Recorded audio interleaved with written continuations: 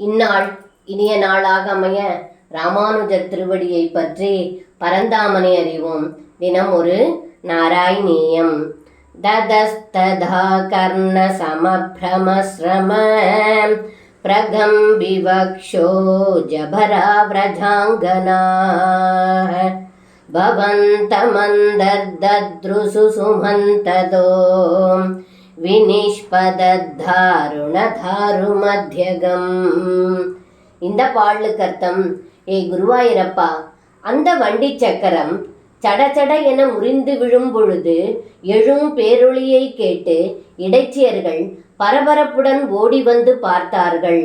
அப்பொழுது தாங்கள் நான்கு புறங்களிலும் முறிந்து விழும் வண்டி சக்கரத்தின் நடுவில் இருந்தீர்கள் என்று இந்த பாடலில் பட்டத்ரி சொல்கின்றார்.